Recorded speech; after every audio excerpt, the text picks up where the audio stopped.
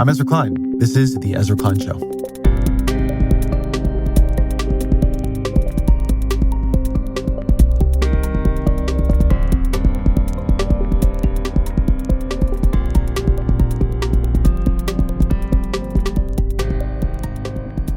Men and boys are in bad shape. They're in real bad shape. That's the argument of Richard Reeves' new book of Boys and Men. Or maybe I shouldn't say it's the argument. It's just what the numbers say across a huge range of domains. Health and education and income and happiness and friendship and on and on. Reeves is a senior fellow at Brookings, where he's been studying inequality and poverty and family policy and gender inequality for years. And that work has taken him to an unexpected, even uncomfortable place. When we think about gender inequality, we're usually thinking about women and girls, and for good reason. Men have been dominant, forcibly dominant, legally dominant in society functionally forever. And only in recent decades have enormous barriers been even weakened. But the progress women have made in that time is remarkable. Here's one stat Reeves offered that blows my mind a bit. Title IX, the big gender equity and education bill, was passed in 1972. At that time, there was a 13-point gender gap in bachelor's degrees, with men, of course, ahead. 13 points. That gap has only grown since to 15 points, but now it's women ahead. So the gap is bigger now than it was in 1972, but in women's favor. And obviously, the problem there is not that women are doing well. The problem is that in a lot of places, men are doing poorly. They're falling behind. They're falling behind where they have been in the past. And they're falling behind in ways that are tough on families, ways that are tough on marriages, ways that are tough on children. And it gets much, much worse when you go down the income ladder. So I wanted to have Reeves on the show to take a closer look at these numbers, to think through some of the objections to them, and to ask what can and should be done here. And I went back and forth on saying this next part, because maybe it's just obvious. But at a meta level, I often think in politics, you face this implicit sense that compassion or concern is zero-sum, that to care about one group or one issue is to care less about another. And I just don't believe that. I actually think there's evidence it's not true, and maybe I can talk about that in a Ask Me Anything episode sometime. But compassion, it's not measured out in teaspoons from a cup. It's quite the opposite. I think it's much more of a habit, something we get better at, something we have more capacity for, the more we practice it. As always, my email, EzraKleinShow@nytimes.com.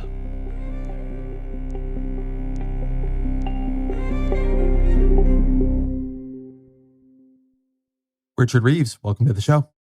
Thanks, Ezra. I'm really pleased to be here.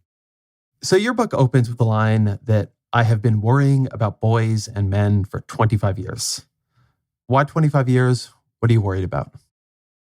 Well, that's a reference to the fact that I've raised 3 boys, and the oldest is actually just about to turn 26. And so I've been engaged in the enterprise of fathering boys for that long. And I have this view that all scholarship is at least partly autobiographical.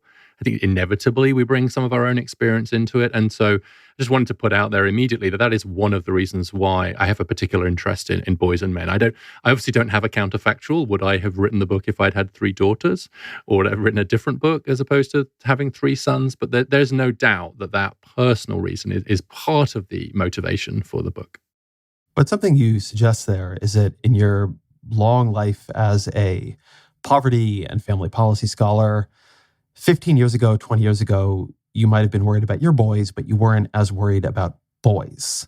And something began to ping for you and change that. Mm-hmm. What were the early signals that this was a class that needed special consideration now?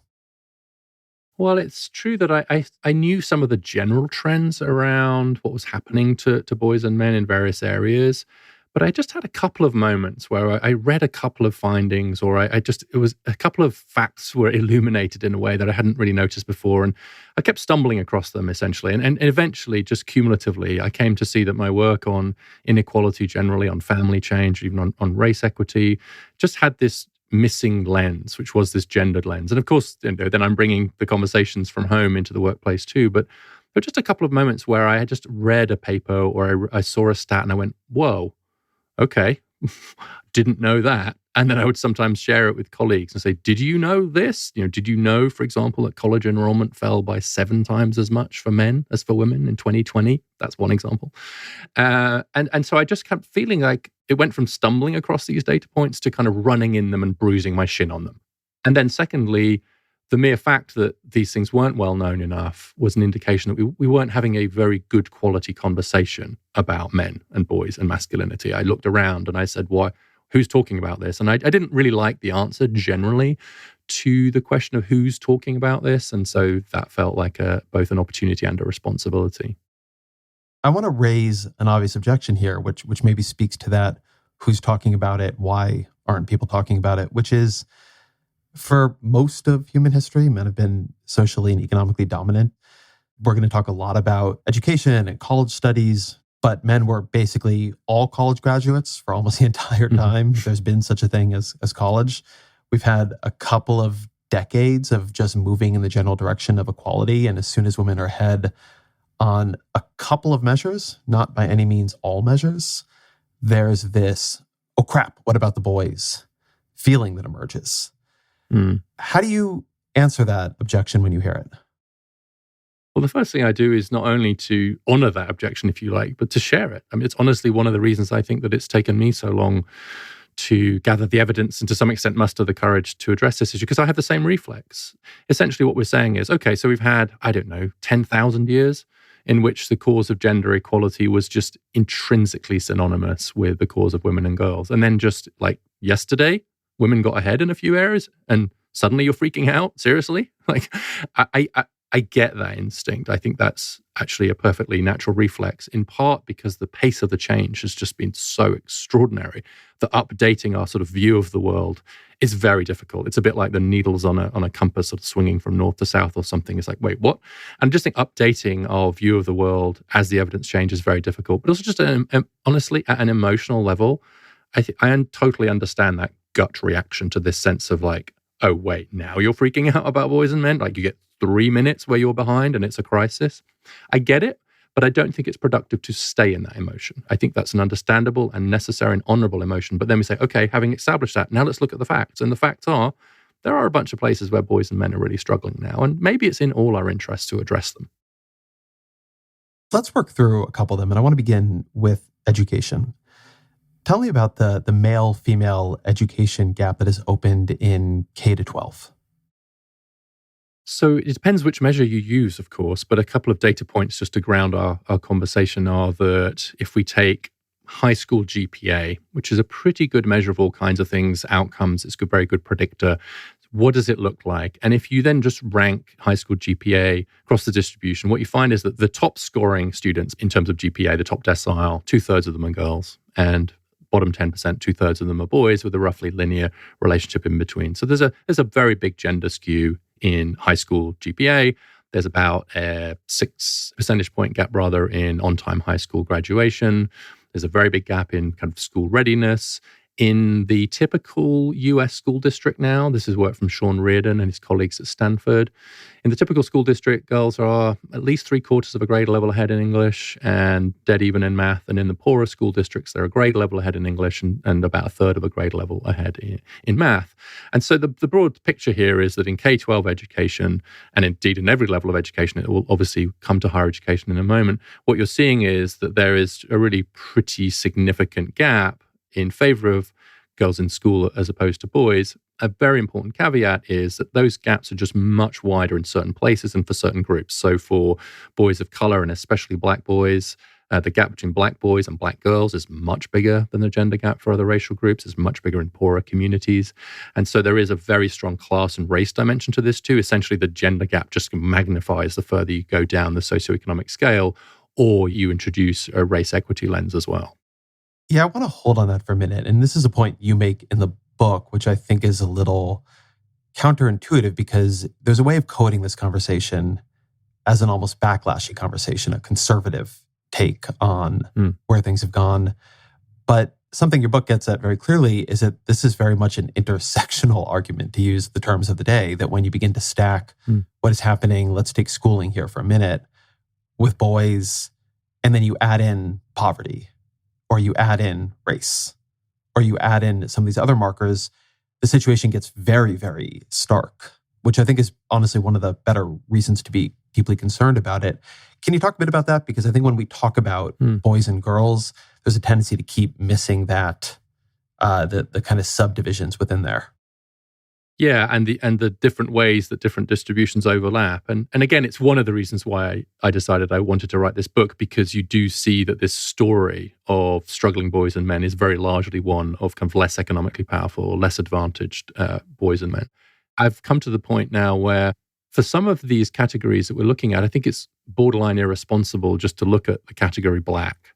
For example, in things like on-time high school graduation or higher education, or even upward mobility, because what that does by just taking, of course, it's appropriate to look at it in one way, but then you have to break it down because the differences between the outcomes for Black boys and Black girls, for example, are really very, very wide. So I think that the intersectional lens applied, as I understand it anyway, is to say, look, let's look at how different identities are coming together in ways that would actually explain different patterns of disadvantage. And here it turns out that when you add gender to the story, it goes in different ways. So working class boys, low income boys doing really badly, and as I said, especially Black boys and men, by comparison to their sisters or to the girls in their communities. And the last thing I'll say on this, and it turns out, this is again something that really struck me. I didn't really know this. It's one of these things that the scholars say, oh, well, it's a well-known finding in this literature. And in this case, it means 7 people knew it, which is that poverty, school quality, family instability, etc., dramatically affects boys more than girls. And so that means that there's an intergenerational element to male disadvantage as well. And the fact that inequality does affect, poverty and inequality do affect boys more is, I think, an opportunity, because what that means is that if you're serious about caring about boys and men, which a lot of people on the political right would claim to be, then you should get much more serious about poverty and inequality. But also, by the way, if you're serious about economic inequality and poverty, which a lot of people on the left would say they are, you really need to look at the boys and men, because they're the ones who are struggling most in those groups. One thing that was a striking finding for me is that we will talk about the way school is structured, but this is showing up before school. You write, quote, girls are 14 percentage points more likely than boys to be school ready at age 5, controlling for parental characteristics. Why do you think that is?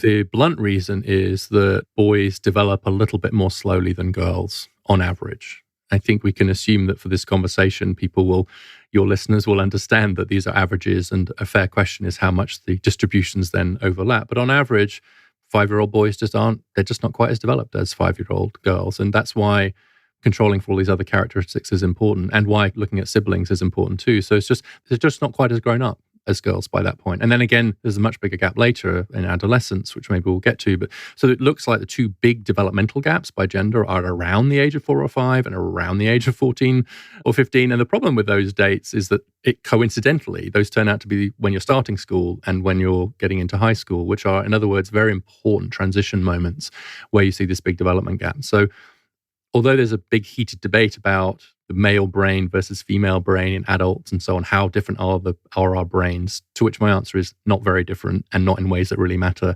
once you get to adulthood. There's really no debate about the timing differences, and that a girl's brains do develop earlier than boys, and that seems to be particularly true at around those 2 ages. So I think it's largely a neuroscientific thing, but I think there's also some evidence that boys are a little bit more sensitive to their environments. They're a bit more sensitive to poverty, a bit more sensitive to family instability. They benefit much more from getting stable foster care, for example, than girls.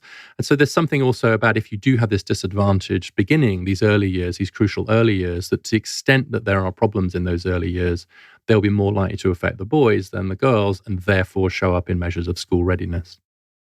This is going to come up a couple times in the conversation, but something that struck me reading the book is that there are moments of what you might call biological determinism or gender essentialism, right? This thing about boys' brains developing a little bit later or being more aggressive, particularly as children. And then there's a lot that goes in the other direction, which I don't think you always actually call out, but struck me as I went through it from our cliches, right? This interesting finding that boys are more sensitive to their environments and seem to pick up more intergenerational inheritance in some ways, culturally, socially, than girls do. I mean, I would call that a narrative violation, right? Boys being more sensitive to their environments in a lot of different ways. Masculinity being a much more fragile construct, which we will talk about, boys in some ways becoming less adventurous, that there are things that we have claimed in society for a very long time about how boys are strong and robust and durable and stoic and so on. And, women are emotional and sensitive and hysterical. And, you can run down the list of cliches that is not really proving out right now in a way that I think fascinatingly upends a lot of our typical conversation. I came across this term in psychology a few years ago, which I find quite helpful in this debate, which is the difference between an orchid and a dandelion. So it's a well-used, just conceptual framework, which is the idea an orchid is something developmentally much more sensitive, right? It takes a lot of work to make an orchid grow, whereas a dandelion will grow pretty much everywhere under all kinds of conditions. So dandelions are resilient. And it turns out that in terms of the environmental conditions, that boys are a bit more orchid and girls are a bit more dandelion. The difficulty is that no one really knows why. There isn't an obvious, as far as I know, an obvious causal mechanism that says, why is it that boys are more sensitive to these different backgrounds than girls? And there's lots of theories that fly around in evolutionary psychology, but I haven't found any kind of convincing story as to why, but we do know that it's true. And that it's true across all these different domains, all these different dimensions. So one example that actually this draws on the work of Raj Chetty that I know you know very well is that kind of neighborhood poverty just seems to affect boys more than girls, right? Independent of the family's own income situation, like just in a poor neighborhood. And you can speculate as to all kinds of reasons that might be the case. But the same with like a poorer performing school just seems to affect boys a bit more. And as I say, I haven't found a kind of convincing explanation for why, but I agree with you that it's a narrative violation to the extent that the narrative is, if the narrative is boys are strong and independent, they don't need any particular attention, girls need nurturing and tendering, to the extent that there is any difference, it runs exactly the other way. One thing you argue based on this difference in the timing of brain development is that we need to face up to the idea that school is simply structurally designed in a way that disadvantages boys. Tell me what you mean by that. Yes, and it's important just to say not structurally designed in order to be less favorable to boys. So it's not intentional. There wasn't some great secret feminist conspiracy 100 years ago when we were designing the high school system to say, aha, it'll take a century, but eventually we'll get our way. But now that we're in a situation where we have thankfully taken away most of, if not all of the barriers to women's education, girls and women's educational opportunities and pathways and ambition, we do see this difference opening up. And what I mean by that is that the education system rewards certain kinds of skills and behaviors, which are everything else equal, more likely to be found in girls than in boys, and more likely to come earlier in girls than in boys, like organization, etc. So I find the difference in the GPA gap and the standardized test score gap's really instructive in this regard. There is a quite significant GPA gap in favor of girls, but there isn't on standardized tests. Standardized tests now are basically equal. So it's not that girls are smarter than boys, or of course the other way around. It's that girls have just got their act together a bit more. They've got their prefrontal cortex kicking in. They're turning their chemistry homework in. They're getting their coursework done. Those are what social scientists call like non-cognitive skills, or I refer to them as the turning in your chemistry homework skills. And so to the extent that we reward those kinds of behaviors and that they are more likely to be found in girls, then everything else equal, that means that baked into the education system is something of a tilt towards girls. It's just that we couldn't see that before because we were basically not letting girls go on to college, or certainly strongly discouraging them from doing so. So those natural advantages weren't as obvious. And the other things I'd say very quickly are the drop in the share of male teachers in public K-12 schools, not in privates, interestingly. It's going up there, but there are fewer and fewer men in our classrooms. That, everything else equal, I'm reasonably convinced does seem to have some implications for boys in the classroom. So we're down to 24% of K-12 teachers are men now, down from 33% in the 80s, and very few, particularly in early years and elementary and middle school.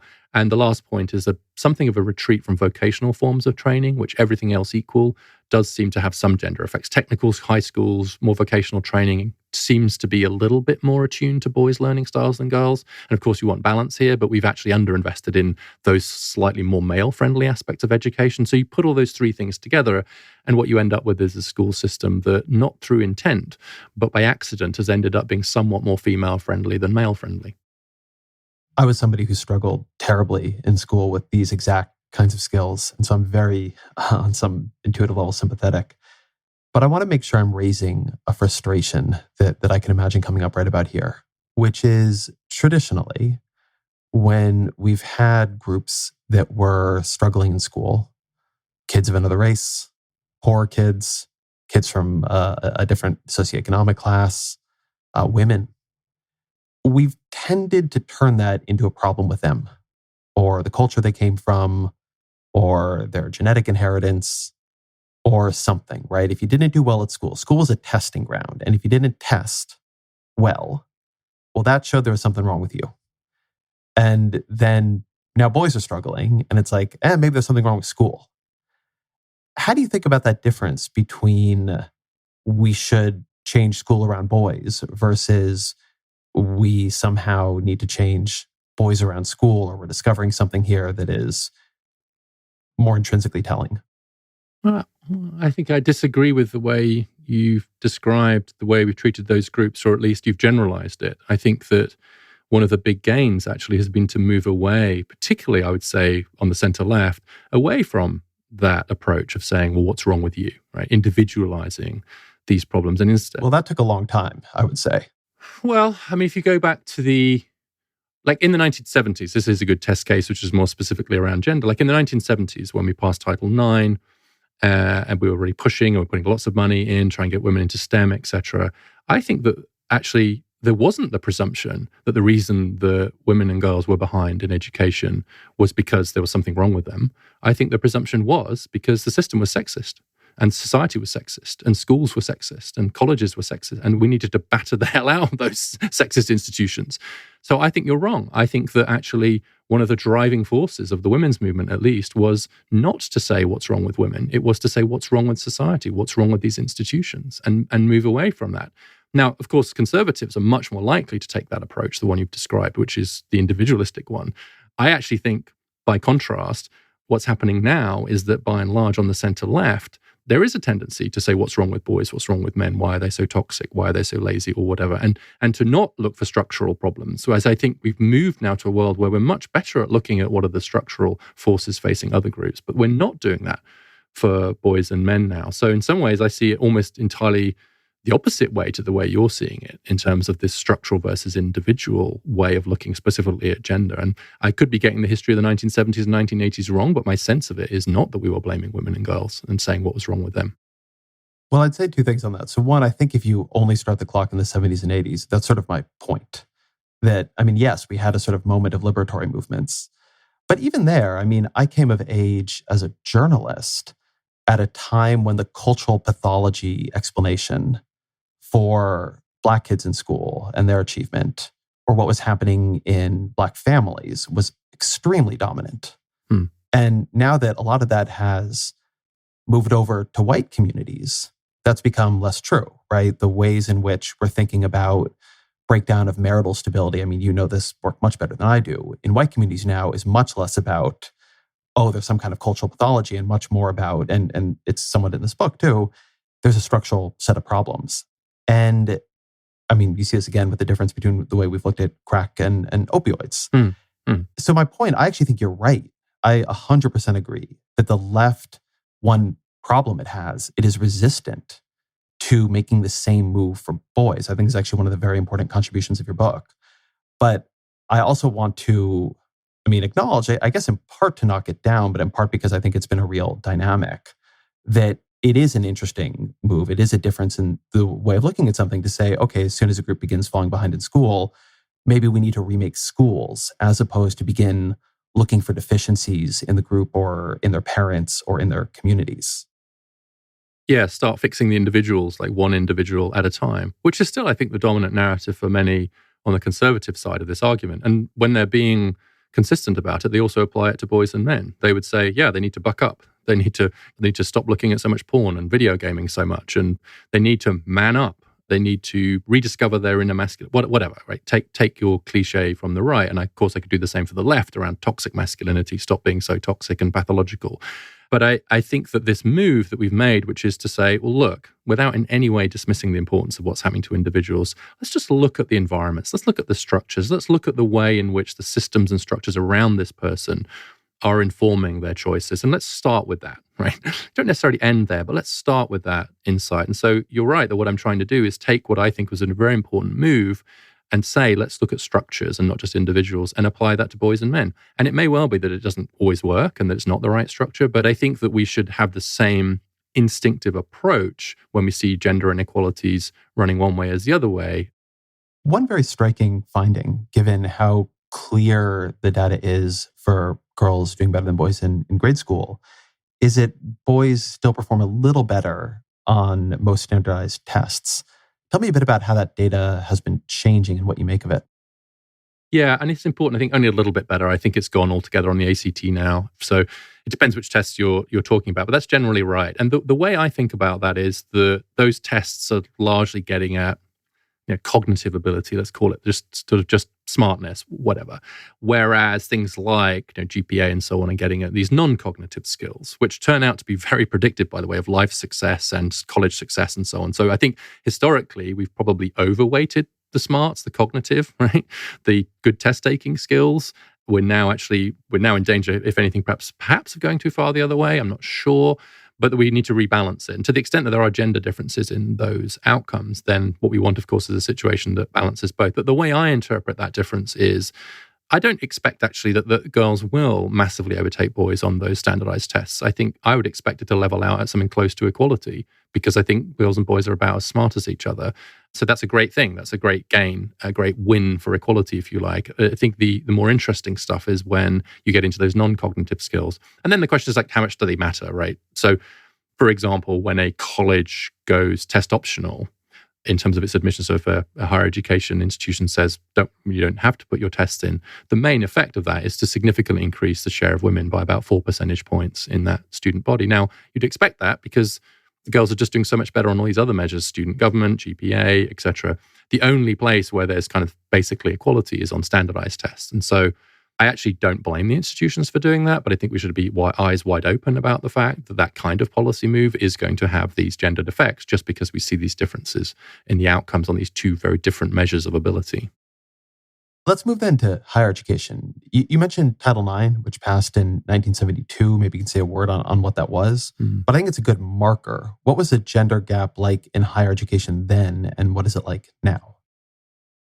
So in 1972, Title IX was passed, and that was a big change in US law that just essentially said that we had to have and enforce gender equality across the board in US higher education. And it had really very positive and dramatic effects on women's educational opportunities and outcomes. I mean, if you just look at the lines, it's pretty extraordinary how quickly things changed after Title IX. But at that time, when Title IX was passed, young men were about 13 percentage points more likely to get a 4-year college degree than girls. Now, young women are about 15 percentage points more likely to get a college degree than boys and young men. And so we have Title IX level gender gap in higher education now. It's just the other way around. So what happened was that's an extraordinary finding. I mean, not finding, that's just the literal data, but it is an extraordinary statistic.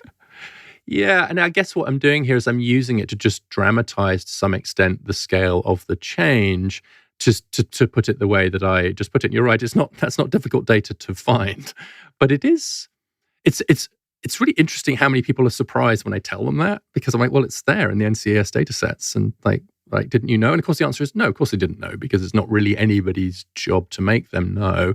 And it might not matter in the same way, by the way. I mean, we might take a very different view, even if the gap's about the same or a little bit bigger now. We might very reasonably take different views about the gaps, not least because we might see them as having different causes, which indeed they do have. Right? The main reason for the gap now is that the boys are just performing not as well at high school. That predicts how they do at college. That's a very different problem to basically having this ceiling that we used to put on women's equality. So an inequality doesn't necessarily mean an injustice, but it did in 72. Does it now? I would say no, it doesn't. It just means we should look harder at the structures. And so very quick catch up. And then I think it's also important to note that nobody predicted or expected this great overtaking. We were quite rightly focused in the 70s and 80s, and we really were focused on just like, how do we do better in terms of getting women and girls better educational opportunities and outcomes. But the lines just kept going, and no one expected that. You cannot find anybody in the literature saying, well, wait, actually, this is going to turn out to go the other way, which I think is partly why we're struggling to kind of get our heads around it, because it was just so, in some ways, unexpected that the lines would just keep going in the way they have. something you note, which I really didn't know. I mean, I did know the college gap, although I didn't know that it was a perfect inversion of when Title IX was passed. But the idea that female students are now twice as likely to study abroad, they're much more likely to do things like Peace Corps or AmeriCorps, the gap is even greater in the UK's voluntary service overseas program. That's really interesting to me. To talk a bit about that observation and what you make of it. Yeah, it's an example of what I now think of as like the small data points as opposed to the big data points. So you have these big data points like college completion that we just talked about, or GPA, or earnings or whatever. But then you stumble across these like small data points, which I find in some ways are more culturally illuminating. So you're quite right that studying abroad twice as likely, AmeriCorps and Peace Corps women twice as likely to be doing that as men. And so there are these, like outside of the kind of mainstream data sets, there are these really interesting data points that I think indicate something about ambition, about aspiration, about future orientation. There's this sense of like, not of passivity, of drift, of a bit checking out a little bit in young men and boys. And you see that then playing out in things like more like to live at home with their parents, less like, women are now more like to buy their first home, etc. And so you're seeing a whole series of scattered small data points which I think speak to a deeper cultural problem, which is something like male drift, but passivity, uncertainty, a bit lost. So the women and the girls are actually just a little bit more metronomically going forward.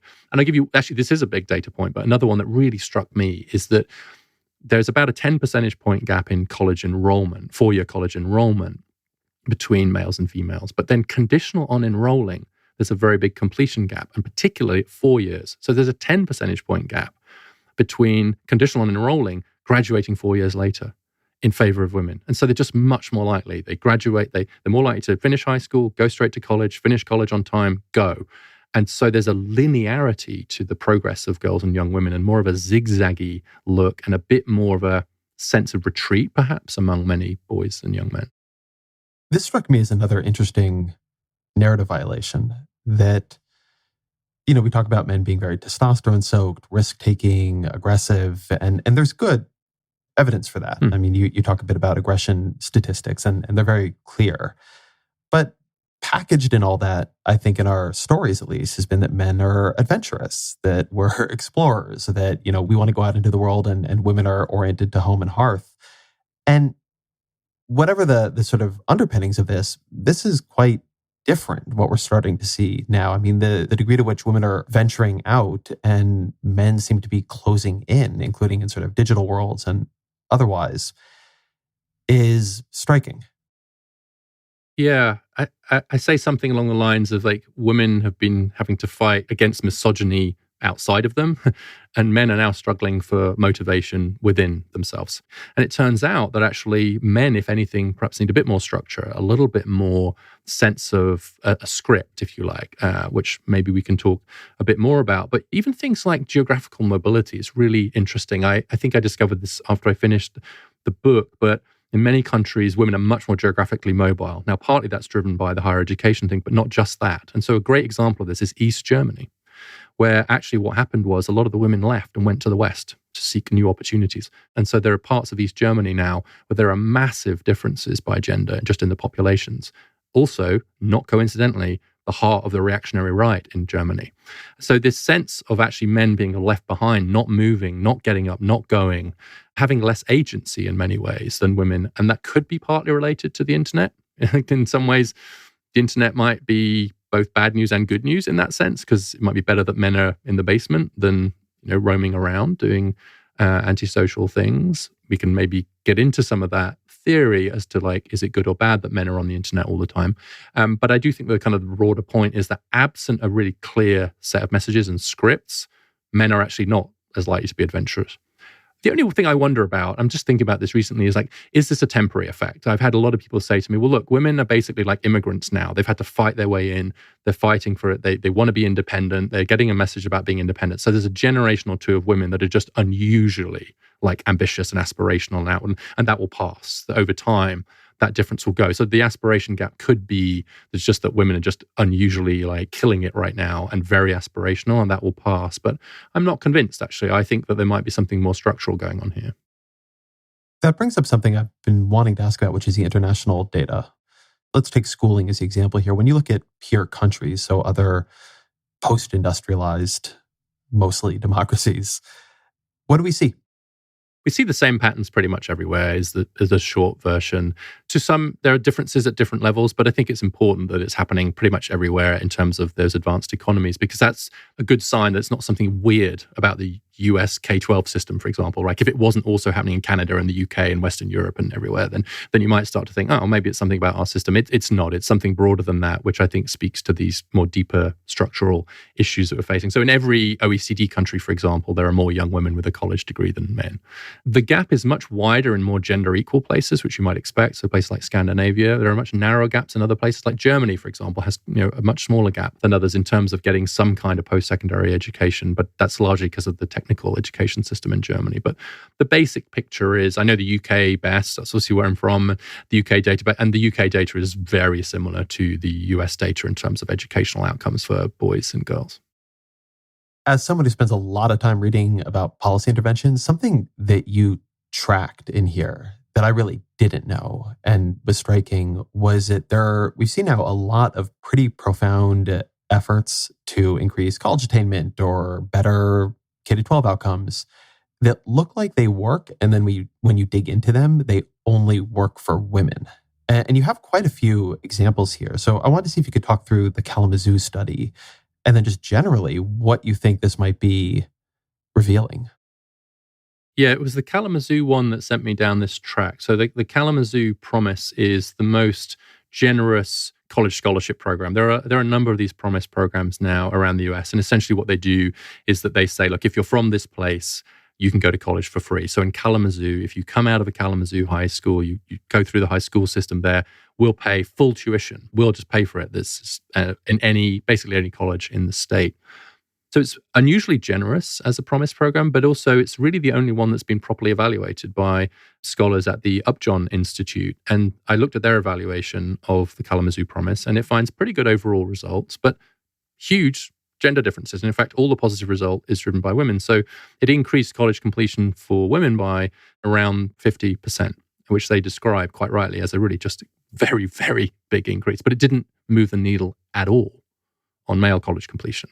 There was no effect on male college completion. So that, again, is one of those moments where it's not a data point you stumble across. It's one that, like, you bruise your shin on, you fall over, you get up again, you run around the corridors of Brookings showing it to everybody saying, did you know this? They're saying no. And then I dug in and I kept coming across other studies, so a community college mentoring program, a school choice program, etc. And then I actually discovered that colleagues like Brad Hirschbein, who was on the team in Upjohn, but also David Orton, Melanie Wasserman, David Figlio, and others, they'd done work on this. And there were sentences in their conclusions saying, and we find, as so many other studies, that this well-known effect that the intervention worked for girls or women, but didn't work for boys and men. And I was like, well, I didn't know it. I sort of think I should have known it, given where I am. And so I walked around the corridors again. I'm going to college. Did you know it? And they're like, no, not really. So it was literally a handful of scholars knew that there was a pretty well-known effect, that we had these interventions that didn't work for boys and men. So I ended up really digging in on that and finding examples. Now, of course, there are examples that go the other way, not many actually, and like a Boston pre-K evaluation found it was a bit better, if anything, for boys. And there are lots of things that seem to work for both, like the ASAP program, the community colleges and stuff. But to the extent that there are differences, they tend to break that way. And the scholars themselves very often weren't making a very big deal of it, with some honorable exceptions. It was sort of noted, well, that's interesting. We found the same thing as that last study. Move on. But I didn't want to move on. I thought, okay, this is just important from a public policy point of view. Why is it that these policies or programs are working for one sex and not the other? So you went down to Kalamazoo and you talked to some of the men who would have benefited from it or maybe tried to and didn't. What did you hear? I heard a lot of what we've been talking around in terms of the social science, actually, which was, these guys were very The ones who'd struggled, they'd gone in, hadn't finished, etc. And I heard a few things. I heard one is like, I couldn't make up my mind what to do, or so I kept changing majors. Then my friend had an idea for a business, so I stopped out to go and help him, and I never got back on the rails, or someone got sick and I couldn't get back. And so a bit zigzag versus straight line again. But they're also very, I think it was Tyrese was one of the guys that I talked to there, and he's like, well, look, the women are more motivated, they're more organized, they've got longer term kind of horizons, and they've got better study skills. He's like, duh. And said, I think it was one of them said to me, I always try and get women if I'm going to do a study group, right? Because they're just so much better. They're just on it. And that sense of just being on it really kind of came through from these guys. So they were seeing themselves just this skill gap, essentially, that they thought explained most of the difference in the ability to take even the money. So what it suggested to me, and this is a broader point now, I think, just from gender, is that it's really about the skill, study skills and the ability to kind of make your way through college that's important. And I'm pleased that some colleges, a handful, are starting to realize that men are just finding that harder. Queensborough Community College, for example, just launched a men's resource center. There's one at the University of Oregon. I think we'll see more of those as colleges just wake up to the fact that the guys just don't have quite the same developed skills as the women. That's certainly what all of the ones I spoke to in Kalamazoo said. So now to wrap this in an actual proposal, you argue that the college gap reflects the K-12 gap. And I think your most eye-catching idea of what to do about it is to redshirt boys in school, to start boys in school a year later than girls. Tell me about that. Yeah, so it's based on the evidence that boys just do develop later than girls, again, on average. Age, of course, is a very crude proxy. Like when do we put our kids in school, right? How do you decide? Different countries, different states, different schools have different rules about this. So it's a very arbitrary system in a way, is that when do we put them in? But given that there is this gap, and especially this gap in adolescence where girls seem to develop earlier, and in terms of non-cognitive skills, they're a year or two ahead of boys in adolescence, why not just start the boys a year later? So if we start girls at 5, start boys at 6 or 4 and 5 or whatever it would be. And I see that as leveling the playing field. It would mean that developmentally, the girls and boys would be closer to each other, even if chronologically the boys are ahead. So the relationship between chronological age, developmental age, is just a bit different for the two of them. And so for us in 9th and 10th grade, for example, where you see these huge gender gaps opening up, I think you'd see less of that. I think the boys would be doing a bit better if they just had that extra year, essentially for their brains to catch up with the girls' brains. And the other thing, and here I'm putting on my sort of class analyst hat too, is I really noticed that it's affluent parents quite commonly holding their boys back. And in one private school I went to in the DC area, 30% of the boys were actually old for their year. And I interviewed, this is for an Atlantic article that I did on Redshirt the Boys, I interviewed a bunch of people in and around these affluent parts of DC, and it was kind of common knowledge. I mean, this woman who was actually a counselor to parents said, well, there are two entry dates, one for boys, one for girls. Everyone knows that. And so as soon as I see people in positions of power, people with the resources to do something, doing something, I'm paying attention. And right now, this is a very upper middle class thing to do. But ironically, it's the boys who are the poorest who would benefit the most from an extra year, not the ones who are richest. How would this affect girls? I mean, imagine a world where all boys are starting a year later. Mm-hmm. And that means they're going through, among other things, puberty earlier. They're that much bigger. Have we been able to see in the studies whether this creates a better or worse environment for girls in these schools? No. So I think importantly, of course, it would mean actually that boys were hitting puberty at about closer to the same time as girls in the school, because of course girls hit puberty quite a bit earlier than boys. But I don't know of any good evidence for the effect of having older boys around in schools has on girls in the school or in the classroom. I think at a classroom level, it's reasonable to think that it wouldn't be a bad thing, right? If the boys are just a little bit more mature, they're a little bit more developed, then I think that's, if anything, going to create a better learning environment for the girls. So if you're a 15-year-old girl trying to study, then actually you want a boy that's a bit more like you in terms of age. And one data point on this is that girls are twice as likely to date a boy that's older than them in school. That's obviously a romantic thing, so it's a different measure, but it speaks to something about that developmental gap, I think. And it's not as if we don't have a lot of older boys in our schools anyway. I mean, quite a few boys will get held back a grade. And so it's not a new thing to have older boys in schools. This would, of course, mean there'd be a lot more of them. And I think we'd have to evaluate. I think we'd have to see. But on the face of it, I actually think that having slightly more mature boys in a school wouldn't necessarily be a bad thing. I mean, they're going to hit puberty in high school anyway. They're going to have that kind of the bath of testosterone that comes with puberty. That's going to happen anyway. And so actually in a sense that it happening a year later to them in terms of the school year isn't a bad thing, I think, in terms of the fact, like, how do they deal with that? I think it would be, on balance, I think it would probably be good for everybody, but especially good for the boys. So far as interventions go, this just seems like a dream to pilot and evaluate. Yeah. Like, you choose 6 school districts in different areas of the country, you randomize which schools within them do this, you follow the students for 10, 15, 20 years, and boom, you really know what's going on here. But there have been some studies done that are more limited. Talk me through the effect sizes we seem to see here.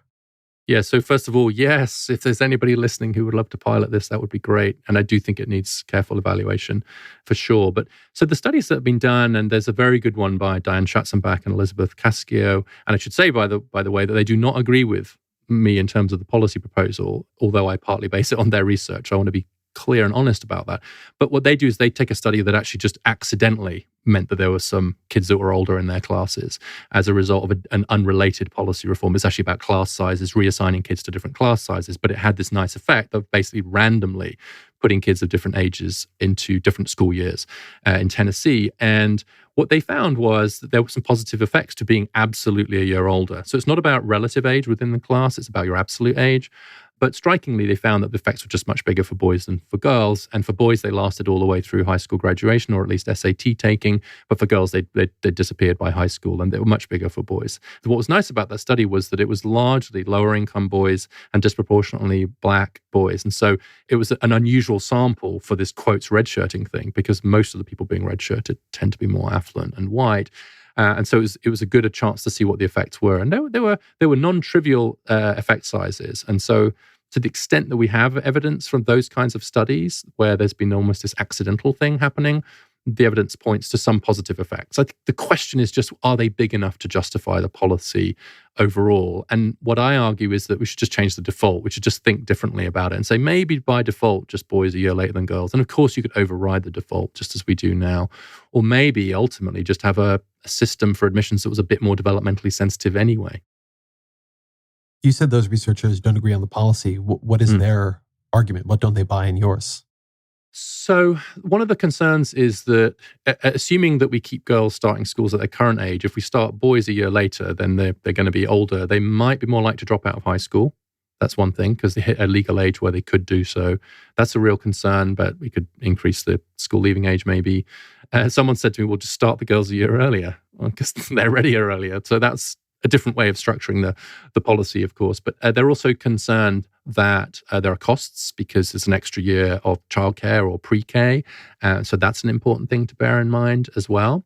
And they're worried about a lost year in the labor market. They're worried that by taking an extra, another year over finishing school, essentially, that's 1 year less in the labor market, which has effects on earnings, social security, etc. I'm much less worried about that than them, because honestly, the boys I'm most worried about are not generally going straight from high school to college to a good job and staying in work. They're zigzagging one way or the other. And so I think they're overweighting that 1 year for the group I'm most worried about. But I think that's a reasonable concern. And I think, again, a reason why ideally you'd want to evaluate a policy like this.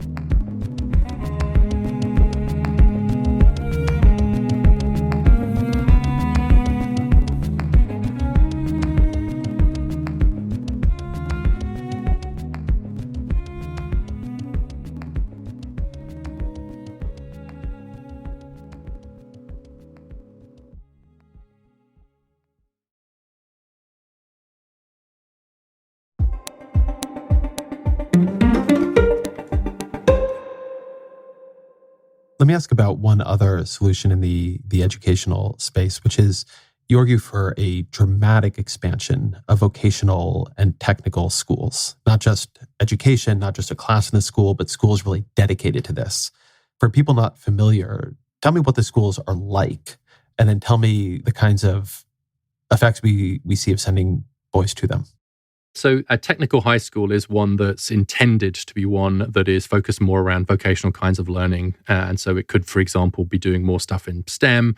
but it could also be doing sort of more vocational training towards, for example, some areas you'd consider to be more female, like healthcare, administration, etc., but also a lot more around what you'd see as kind of classically vocational classes that were kind of more leading towards engineering type jobs or electrician, etc. And so they're just more vocationally, or auto mechanics is another one you'd do.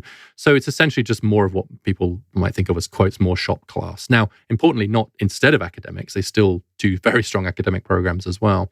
And there are a few states in the northeast of the US that do have quite a few technical high schools where we can actually draw some good evaluations from. And I do propose we significantly increase that. So they just get more hands-on learning, more vocationally oriented, more career oriented. And the evaluation studies that have been done in places like Connecticut show really some very good results in terms of earnings, in particular for boys who go to those schools, and no results for girls. This is a great example of it's a counter example to the general trend of an educational intervention tending to work for girls and boys. To the extent this is seen as an intervention, it tends to be quite pro-male. It really does seem to help boys a lot more than girls. And for me, that's a reason to do it rather than not do it. And an important, although slightly wonky point, is that the evidence that I look at anyway suggests that career and technical education just spread across high schools doesn't seem to be as effective as just, okay, here's a technical high school and you're going to go to a technical high school. And I'd love more students and parents to have that choice. There's a real suspicion around that some of them, I think, maybe a bit of snobbery, some concerns about tracking, which obviously have deep roots in American educational history. So there are lots of reasons why the US just is not as cool with the idea of these high schools as other countries are. But I'm pretty convinced that they would be a good idea, not least for boys. So let's move then to what happens after school. How would you describe the way the labor market changed over the past 50 years for men and for women? So we've seen dramatically different trajectories for many men, most men, and many women and most women, but by no means all. So the way I see the labor market over the last 50 years, and here I'm very influenced by the work of people like Claudia Goldin and others just looking at the labor market trajectories, is that for most men, things have been pretty tough. And David Autor and Melanie Wasserman are good on this too. It's been pretty tough. So a data point here is that most American men earn less today than most American men did in 1979. So not all the men at the top are doing better than the men at the top are doing, but just overall. That means that at the median and a little bit above the median, male wages are a little bit lower, controlling for inflation, of course, than they were. We've seen rises across the distribution in wages for women, although, again, much faster at the top than at the bottom. So the class gap has massively widened for both men and women. But in terms of wages, of course, there's still a gender pay gap, largely as a result of the differences in the impact of parenting on men and women. But another data point is that in 1979, only 13% of women earned more than the median man, the typical man, 13%. And today it's about 40%. So about 40% of women now earn more than the typical man. That's just a dramatic economic change. The female wage distribution has not caught up entirely with the male one. And especially at the top, there's still a lot more work to do, but wow. I mean, it's hard not to look at that and see that, as I do, as the greatest economic liberation in global history. The amount of economic power that women now have in the labor market compared to 50 years ago is extraordinary. And then, of course, that plays out in employment too. And rates of female employment are just much higher than they were. And actually, male labor force participation has obviously dropped quite significantly. You mentioned the gender wage gap and the role of parenting there. I do think that's an important thing to talk about directly. Mm-hmm. So the stat people will hear or maybe know, for every $100 earned by men, women earn $82. Tell me how you understand that data and tell me a bit about how you parse the debate over that data. Yeah. And it's actually also just a great example of just another debate where I was so frustrated by the arguments on both sides, honestly, where there's all these YouTube videos of why the gender pay gap is a myth, right? And then there'd be someone saying, yeah, but once you control for occupation and earnings and age and time in the labor market, it basically disappears, right? So it's a myth. Well, even if all those things are true, well, it doesn't make it a myth. It's you're helping me explain why it's happening, but it's not a myth. It's just math. It's just true. There's a great line sometimes of controlling for what you're measuring. which I always think about when I see those Yes. videos. Yeah, exactly. Like, aha, I've controlled away the differences I was looking for. No, I mean, you see it in race too. I mean, actually, I've seen studies that say basically if you control for every aspect of what it means to be black in America, then being black doesn't make any difference. And so I think that's a real problem in the way you use controls generally. And so I think that's a fair criticism of it. So you're controlling away the gendered nature of the labor market, for example. But on the other hand, there is also a really strong sense among a lot of people that, yeah, there's a gender pay gap, and that's because of discrimination. Right? And in fact, I'm really struck by the survey evidence that the more educated the respondent is, the more likely they are to believe that the cause of the gender pay gap is employer discrimination, that it's because women are paid less than men for doing the same job. And that's just not true. It's actually for much more interesting and deeper and structural reasons about gender division of labor and childcare, occupational segregation, etc. And so it's just a more complex and nuanced debate, as so often, than either side of this would prefer us have to believe. On the one hand, it's a myth. On the other hand, it's a sign that employers are still patriarchs, discriminating wildly against women doing the same jobs. And neither of those are true. It's actually just a much deeper question. I think at this point, it is fair to say we simply are using the wrong word for it. So back when I was at Vox as editor, Sarah Cliff, who is there too, is now at the New York Times and is a great health and policy reporter. She did a ton of work on this. And we actually did a Netflix episode about it and the whole thing. And it's really a motherhood penalty. Right. And you can see this in different countries, and you see it in lesbian couples. Yes. Can you just trace some of that finding? Yeah, I actually drew on some of Sarah's work when I was looking at this. I think it's really, really excellent work. And that is basically right. I mean, essentially what you're seeing is it's a parenting penalty. I'll put it that way, because it actually turns out, as you see, we have very good evidence from same-sex couples now, et cetera, that it is just this fact of you have a child that affects what happens to you in the labor market. And because that's mostly women, that's having this gender effect. So it's really striking if you look at earnings of men and women in their 20s now are very close, but around the age of 30, something happens. What is that thing? Well, duh. And if you look at the charts that I think Sarah and others drew on from some of this work, Klein has good work in Denmark, but Corinne Lowe, I think, and others have work in the US, that it's still essentially true that for women, having a child is the economic equivalent of being hit by a meteorite. Whereas for men, it doesn't make a dent. You just don't see it, it's assuming they're in heterosexual couples. And then what you see from this new data on same-sex couples is that it's really the parents. So among lesbian couples, as you just alluded to, it's the birth parent suffers this wage penalty. What's interesting, of course, about lesbian couples is that very often you can take it in turns to be the birth parent.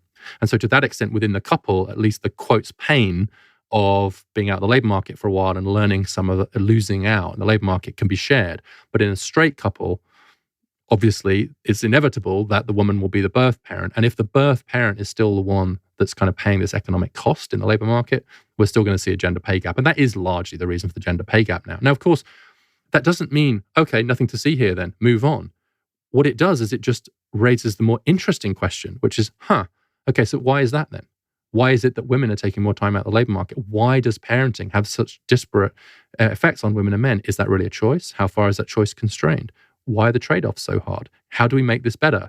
So in a way, it just raises a more interesting question rather than saying there's no question here to be answered. So to go back to the pay data, and I think this gets to something very important. We can talk about medians, right? The kind of imagined person in the middle of the data set. And we can talk about means, right? The sort of averages of everybody. And one thing that one of those will catch and the other won't is that elite men, men at the very top of the income distribution, there's a very different story to tell about them than men in the bottom half, including comparatively with women. So can you talk a bit about that difference and also the ways it might deform this conversation? Yeah, it's true that men at the top are continuing to do really well. You're also seeing massive wage gains for educated women at the top as well, relative to where they were before, and especially for white women, actually. I mean, white women now earn more than black men, for example. But it is this top of society. It's the top 20. This is back to my earlier work on the dream hoarders, the top 20%, and they tend to marry each other and so on. And so there's just massive runaway economic inequality, or there has been the last few decades, towards the top. And that is driven to some extent by men. So men at the top, still doing pretty well economically. And women at the top doing pretty well economically, a lot more than they were before. And then when you get into the institutions, especially at the apex, right, you start to see like who makes a partner in a law firm, who gets into the C-suite, etc., still very gender skewed. And so at the apex of society, what you're seeing is that women are still struggling to turn these kind of massively increased educational credentials into economic power at the same rate as men. They're obviously much more economically powerful than previous generations of women, but that translation mechanism just isn't working quite the same way. And I think that's because there remain these structural barriers in some ways, in some areas like politics, which you know better than me, for sure, Ezra. But in things like how do you make partner? How do you get tenure? How do you get into the C-suite? And the way that the labor market currently works is that basically the way you do that is by killing yourself from about the age of 27 to the age of 37. Well, duh. They then wonder why it's harder on average for women to do that. And so again, it's the trajectories of elite professional careers that really seem to end up penalizing even these very highly educated women, which results in some pretty big gender pay gaps even at the top. One of the questions I think your book is asking is why there isn't more attention to how badly men are falling behind, particularly in the bottom half of the income distribution, particularly Black men, why the narrative of female disadvantage is still so stark and entrenched and sort of all-encompassing. And I do suspect there's some answer here that if you think about where a lot of this conversation comes from, who has access to the level of microphone to be in this conversation on this podcast, writing stories in the media, etc., it is people, men and women, who are much more familiar and are themselves operating within the dynamics of elite institutions. Mm-hmm. And so, when you think of some of the very culturally important documents here, you think about Sheryl Sandberg's Lean In, or you think about Anne Marie Slaughter's big Atlantic article from a couple of years ago on whether or not women can have it all. There is, as always, as in all things, an outsized focus on what are the dynamics of elite institutions because people from them have access to the media and write books and so on. Mm-hmm. And so if they're telling a pretty different story, if that is a very different reality in those institutions than it is in society at large, you're going to get a very skewed conversation. And I do think that has happened quite significantly here. I think that's right. We're leaning in, but we're not looking down. And inevitably, our reference points are those that are around us. And I think you're right. And it's a really deep problem that within elite discourse, you just look around. So these, if you're an upper middle class educated woman trying to make law partner, listening to this, you're looking around saying, what is he talking about? Because all you see is guys like above you and etc. And I'm not suggesting for a moment that like people at all levels can't be struggling in all kinds of ways, but the deep problems here are just much lower down. And so this class fracture gets in the way of a more honest debate about this, because even the women who are doing so much better than their mothers are doing at the top of the distribution, they're still looking around and seeing a society where there's still a lot more to do on behalf of women and girls. But that can simultaneously, women, particularly into these C-suite jobs and so on, where again, there's been huge progress, but more to do. But we can think two thoughts at once. We can think, particularly around political representation, corporate leadership, etc. There is really quite a lot more to do. And I think here we are into the design of labor market institutions and so on. But whoa, look down here, look over there. Crikey, those boys over there, the boys and men are the ones who are really struggling. And are we allowed to think both those thoughts at once? And I'm afraid that up until this point, it's been like a choice. And that people have understandably but wrongly thought that focusing on the problems of boys and men, even those who are really disadvantaged, somehow distracts from or means less attention to the problems of women and girls, especially in these apex situations. And I think that zero-sum framing is just poisoning the whole debate, as it is generally our politics. It's not zero-sum. We can think two thoughts at once. Can you talk about Raj Chetty's findings here on the differences in upward mobility between Black women and Black men? Because I remember being knocked over by this finding a couple of years ago and watching as the coverage of that study filtered out and realizing nobody knew what to do with this part of it. Again, it was one of the studies that really influenced me thinking about this was Raj Chetty's work showing this just much higher rates of upward mobility for men and for women from poorer backgrounds, but especially a huge difference in the upward mobility rates between Black men and Black women. And he and his research team conclude that all of the difference between Black and white Americans in intergenerational mobility is explained by Black men, boys and men, all of it. And there's actually more recent work from the Urban Institute that tries to control for the structural effects of being Black in America, which again shows this huge difference, like in the impact on Black boys and Black men. It essentially shows that taking away, they're trying to look at the effect of structural racism, and it would have massively beneficial effects for Black men if we were to do better on that front than for Black women. So again, I agree with you that we didn't quite know what to do with it, or at least certainly perhaps in centre-left circles didn't know what to do with it, because it sort of disrupted some of these senses that we have. We like the world to be neat. We like it to be white above Black, men above women, straight above gay. Take your thing. And it all just stacks up neatly like that, like some sort of, child's toy, where it's all just neat. But that's not how it works. And especially when it comes to the experience of being Black in America, gender is hugely important and seems to strongly disfavor Black boys and Black men. And what Raj and his colleagues' work really showed was that just plays out in this intergenerational literature very, very strongly. And what it means is that if we're genuinely worried about what's happening to Black Americans, then most of our attention should go to Black boys and Black men. So I want to talk a bit about the solutions chapters you have here. And one opportunity that you talk a lot about is for men to expand their, I think I would call it identity in the labor market, the way they understand themselves in relation to jobs. And so you talk a lot about the work on STEM jobs and the need for symmetrical work on what you call heel jobs. Tell me about that.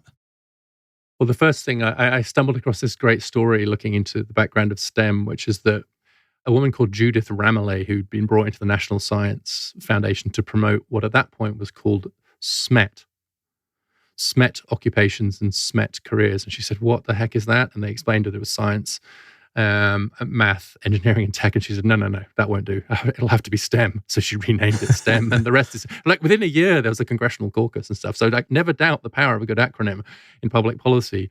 Not all heroes wear capes. Right.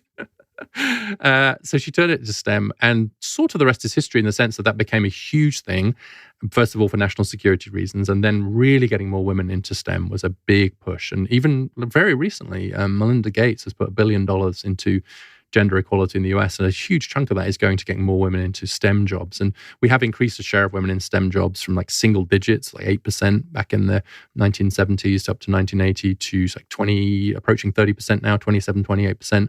So not 50%, but just massive gains in terms of getting women into those STEM jobs. Not accidentally. It took huge amounts of money and effort and campaigning and people going to middle schools and massive recruitment drives of female STEM teachers in colleges and high schools and so on. So it's been a really successful movement. I think we should be very proud of the efforts that we've made to get more women into STEM. But on the other side of it, there are these other jobs that are becoming more gender segregated. So the labor market generally is becoming less gender segregated in STEM, but also in things like law and medicine. But there are other areas, particularly areas like education and care and social work and so on, where we're becoming more gender segregated. There are fewer men as a share of those professions. And I refer to those as HEAL jobs, so health, education, administration, and literacy. So there's my acronym to compete with Judith's STEM, which is HEAL. And there are fewer and fewer men in those HEAL jobs, even though we need men in those jobs are growing, etc. And so, again, I didn't think it was getting enough attention that we're just seeing an absolute plummeting in the male share in, we've already talked a bit about education, but also in areas like social work and psychology, where we've basically halved the male share just in the last few decades. Give me a few of those numbers if you have them off the top of your head. In social work and elementary and middle school, it's gone from about 40% male in 1980 to about 20% male now. But one of the ones that really jumped out at me actually is psychology. I was surprised to learn that psychology was actually was more male in 1980 than it is now. Maybe I shouldn't have been surprised by that, but it's really astonishing what's happened. So in the last, and here I'm using prime age and full time, but in the last 10 years or so, we've gone down from male share in psychology like 39 to 29%. Massively declining share of male enrollment in psychology courses at university and so on. So I think that's interesting for a number of reasons, because it first of all shows you that occupations can get quite gendered quite quickly, right? They can also get degendered quite quickly, but it turns out you can gender them quite quickly, because that's happened like in my lifetime, right? And very quickly in a few decades.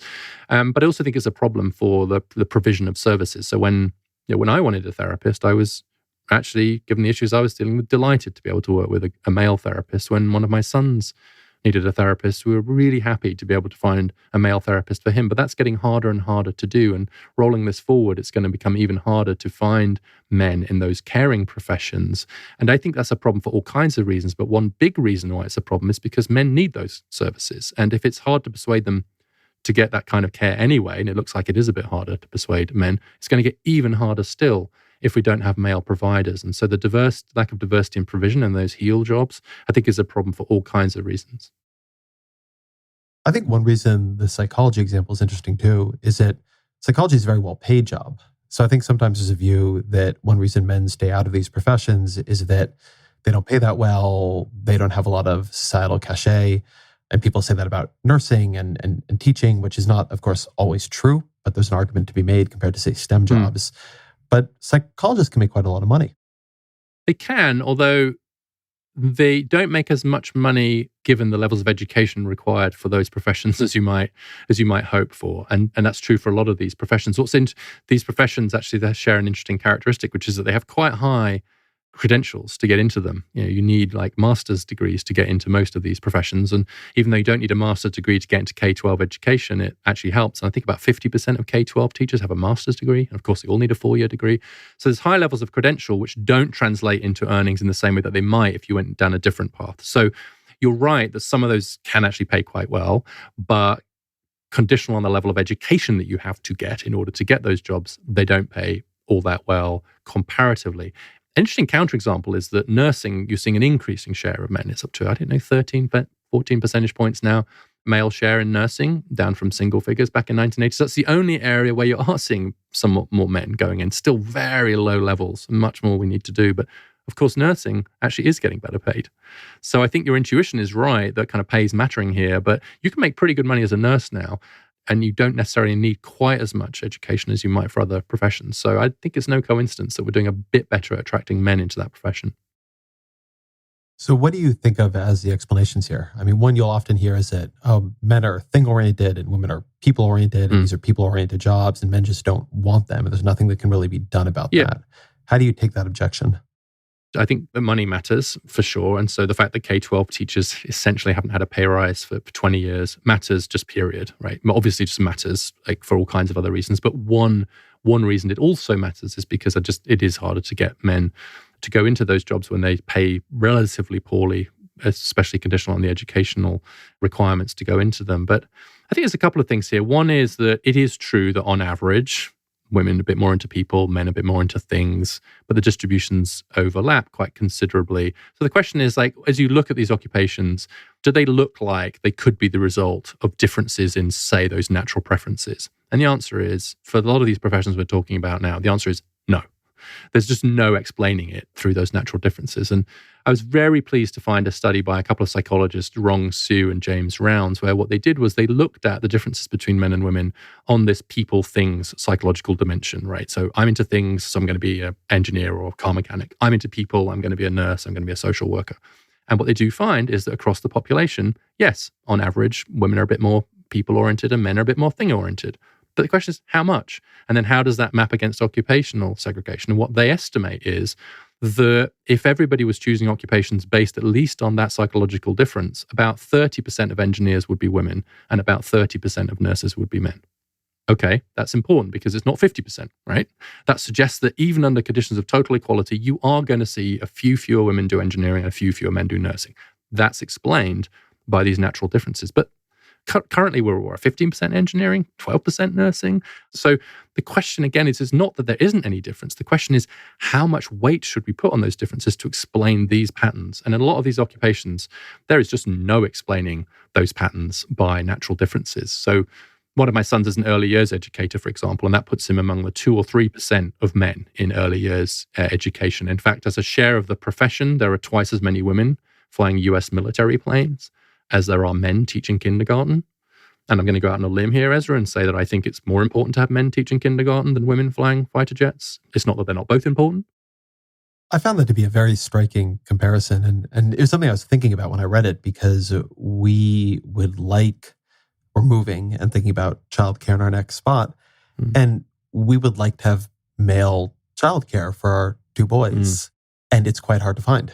And not because obviously women aren't amazing at it too, but they're rambunctious. My older one seems to connect with men more easily. And it just seems like you should be able to do this. And it is not a straightforward thing to do. And you made the point that you think in the book that because you actually did have male childcare, that might have affected your son's decision to go into early childhood education. And we do know that representational and visibility effects like that, including from some other work from Rose Chetty, are very powerful. So I'd like you to talk a bit more about that pathway, about the ways in which having so few men in these positions can become self-fulfilling for the future of them.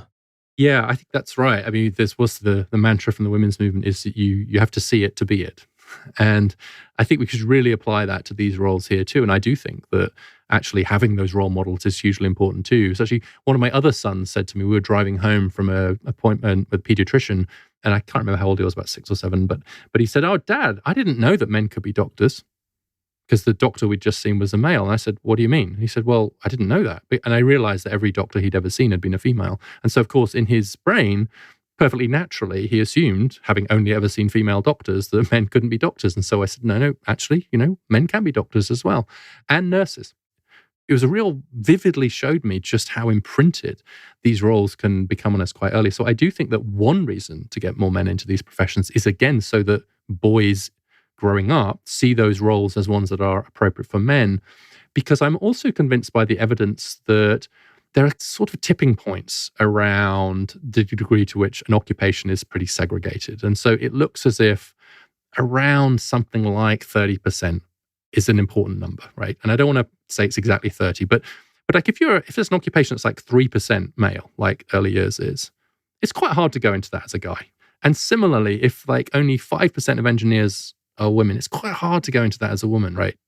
But one of my frustrations, honestly, is that even getting people to agree that it's a problem that we have fewer and fewer and fewer men in these occupations, let alone spend money or political capital on doing something about it, really frustrates me because I'm worried about this tipping point thing. So right now, as we said, 76% of K-12 teachers are women. What about when we get to 80% or 85%?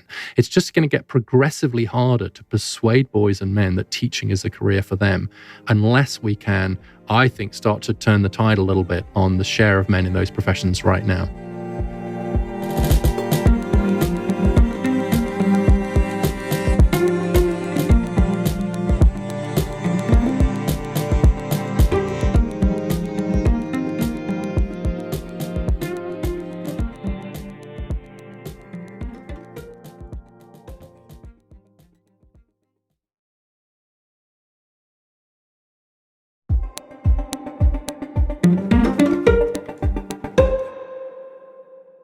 We've been talking a lot about economics here and economic outcomes, but I want to be mindful that there's a lot more to life than a paycheck. So tell me a bit about what the data show right now on mortality. Yeah, so-called deaths of despair, that was a term that was, I think, originally used in the Atlantic, but popularized by Ann Case and Angus Dayton. They're much higher among men than women. Those deaths include suicide, alcohol-related illnesses, and drug overdoses. So opioid deaths are about 70% plus male. Men are about 4 times more likely to commit suicide than women are. It's risen by about 25% as well over the last 10 years or so. It's risen for all groups, but because the starting rates are so much higher for men, you're still seeing this kind of 4-fold difference in rates of suicide. Obviously, men die earlier, but that's for all kinds of complicated reasons. And they're also much more likely to die from COVID, by the way. That was one of the most interesting stories about COVID, was the way it played out. And about twice as many middle-aged men died from COVID as middle-aged women in the US. That's a little bit of a separate story in some ways. But overall, what you're seeing, I think, in these deaths of despair is not just a mental health crisis, although, of course, you're seeing that, but to some extent, a cultural crisis, to some extent, a crisis of meaning, a crisis of identity. I quote one academic as saying that men lack ontological security, which is not a great sort of rallying cry. What do we need? Ontological security. When do we need it? Now. But what he's getting at there, I think, is exactly right, which is a sense of like a secure place in the world, a secure sense of like, who am I? I have a role, and that I am needed by somebody or something, at least. I think that sense of being needed is hugely important. And I came across a study by Fiona Shand, published in the British Medical Journal, which looked at the words that men used to describe themselves before suicide. And the 2 words they most commonly used were useless and worthless. And of course, there's a selected sample, tragically selected sample of men. But nonetheless, I thought that's not just words. There's actually something here about a sense of like, I won't be needed. And many of the men will say that they think that their families and communities will be better off without them than with them. And I think that's a very deep problem that we should take very seriously indeed. I do want to hold on COVID for a second because I think it operates as a useful case in part because it doesn't have some of the cultural baggage or blame or you got yourself into this mess that people sometimes attach to things like drug overdoses, and I would say wrongly, but nevertheless. And the death rate divergence was very striking. And you write something that feels true to me. Say, quote, almost every major think tank and international organization in the world produce reports on the negative impact of the pandemic on women, many written in a hyperbolic tone. By comparison, the much higher risk of death from COVID-19 for men warranted barely a mention. Tell me a bit about that and what you're getting at with it.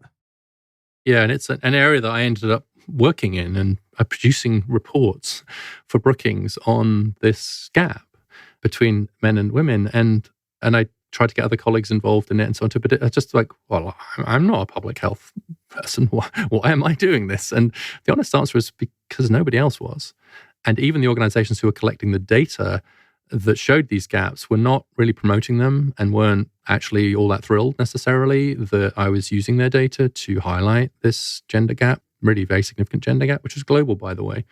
And I think that it does show the institutional asymmetry that we currently have. So there were a huge number of organizations, councils, reports, etc., on the impact of the pandemic on particularly women's employment. There was lots of discussion of a she-cession because women's employment rates did drop more precipitously than men's. Of course, everyone's just dropped. It was like an asteroid hitting the economy. But actually, women's rates have bounced back pretty well. And so I don't know a credible labor market economist now that would still use the word she-cession. Turns out that it kind of came out, in the wash. That doesn't mean there weren't other issues for women, by the way, but there were huge issues for men, including dying. And we didn't hear very much about that because there are no institutions, or at least no responsible institutions or respected institutions whose job it was to point out that fact to us. Whereas there were lots of institutions whose job it was, quite rightly, to say, how will this thing, in this case a pandemic and COVID, affect our stakeholders, i.e. women and girls? There are thousands of people whose job it is to get up every morning and write about that and think, how will this affect women and girls? And they did a good job of it. There were a lot of reports. And of course, the reports meant they got lots of coverage. But there were just no equivalent, really, reports saying, well, hold on, what's happening to men here, and particularly this greater vulnerability to death, just wasn't getting very much attention. So I'm not blaming anybody for that. I'm just saying that there just aren't any institutions whose job it is to draw attention to that. But that institutional asymmetry, I think, does create a problem down the line because it means that someone's going to talk about that. And those people who are talking about that will be people on the internet who will then use the fact that mainstream institutions are not talking about it as evidence that you don't care about boys and men, that you've fallen into a feminist conspiracy. Well, I think it's not just the existence of institutions, but also the existence of accepted frames, right? So one thing that was true in the pandemic, and this is an accepted frame because it is a true frame, is that when there are crises of family life, women often bear much more of that burden. And so the dynamic of pieces that now, just like always, something has gone wrong and women are being asked to be, working and or sacrificing their work to immediately go back and now run Zoom school and, also handle the elderly parents and so on. It was all true. And we sort of knew where to put that. But the fact that men were dying at a much higher rate, although that does actually connect to things like the deaths of despair and trends in male mortality, there wasn't as much of a kind of accepted, like, this is where this fits in the conversation and this is what you do about it. There was that, again, on race. I mean, we heard a lot correctly about the toll the pandemic was taking in, say, Black communities. But the gender death rate, which I was myself slow to realize was happening, was really, really quite large. I mean, it is not a small difference. I focus here because I think it's important for a bunch of the things we're talking about in this conversation is you get a lot more coverage of things where the frame is more accepted and close at hand, not because other things are exactly suppressed, but because a lot of things just go with the cultural grain. Yeah, and if it confirms our priors, it goes with the grain, as you say. It kind of causes you to just start nodding your head almost subconsciously, like, yeah, once again, this will be terrible for women, etc. As you say, it fit. And it's uncomfortable to go against those frames. It's uncomfortable to say, well, hold on, this thing's happening, which actually doesn't fit with that. But it's also true. And what that means is we've just got to be better about reframing. We've got to get better at just looking at our frames and saying, okay, well, that's true there, say around some of the issues around childcare, but it's not true over here, and it's true for this group, but it's not true for that group. And become, actually, I think, kind of where our, use our frames a little bit more loosely than we currently do. But I also think that is a bit of a counterexample to something we were arguing about a while ago, which is this individualization of the problem. So you're quite right that there was correctly attention, and I did some work on the race gaps in COVID as well, so like differences in racial outcomes. But that tended to be, at least among mainstream institutions, to look for structural reasons why that was the case, right? It wasn't typically described as the fault of Black people or Hispanic people, because they had more pre-existing conditions, or they wouldn't wear a mask, or they wouldn't get vaccinated, or whatever, right? Or choose your kind of reason. But all of those were actually applied to men. And so there was quite a lot of coverage, quite a lot of stories weighing, well, it's because men, they have pre-existing conditions more than women. That turned out not really to be true. They won't wear a mask, they won't get vaccinated. So that actually, I think it was a bit worse even than you're describing it. There was even in order to make it fit with the frame, people, particularly people in mainstream or maybe centre-left institutions, had to find a reason why it was men's fault, rather than saying, okay, let's see what's going on here. But I think the deeper point here is just that I've really kind of thinking this much more recently, and since I've been out talking about the book, is that just the lack of like boring institutions looking at the issues of boys and men is a problem, because it means that there isn't an institutional framework through which to have these conversations. And I'm thinking about what that means in terms of my work going forward. But it also means that this stuff still goes somewhere, and it goes to the internet. It goes to the men's rights groups. It goes to the people who can really exploit it. And I'll give you one example of this. I was having an argument with a men's rights activist the other day. He would dispute the label, but very alt-right guy. And he said, look, they don't care about male suicide. I said, what are you talking about? Of course they. First of all, who's they and what do you mean? He said, I mean the CDC, I mean the White House, I mean the government. They don't care about male suicide. I said, yes, they do. Why do you say that? He sent me a link, and the link was to the CDC page on suicide disparities. He said, where does it talk about men? And he's right, it doesn't. It talks about all kinds of other disparities by race, LGBTQ, rural, urban, veteran, non-veteran, etc. There isn't a subsection. It doesn't just straightforwardly address the fact there's a massive, massive gender gap in suicide. And so I'm like, I'm cursing the CDC people who made that decision, because they're making life much harder for me as I'm arguing with this men's rights activist. So when he says they don't care because they didn't cover the COVID deaths, they don't talk about male suicide enough, makes it harder for me to tell him he's crazy. And I think this institutional asymmetry means that they don't sound as crazy as they should when they say that we don't care enough about boys and men. And I think the goal here has to be to make them sound crazy. It has to be to, when they say that, to say, no, what are you talking about? There's a whole task force on male suicide. There's a whole thing in the White House about boys and men. What are you talking about? And make them sound crazy. But right now, because of this reluctance to address the issue, we create a huge vacuum, and it makes them sound plausible when they claim that we're not addressing these issues. And I think that's fatally damaging. I will push just a little bit on this in one particular way, which is I think the COVID example is a very good one. That is a clear case of what you're talking about. I think deaths of despair have been widely covered as a male problem. That's not one where I think if you've followed the debate, like I followed COVID very closely, and it took me time to realize that there was this huge gender gap in mortality. But if you followed the deaths of despair discussion from the beginning, it has always been about men. Yeah, it's been more about white, hasn't it? More white and then working class before men, wouldn't you say?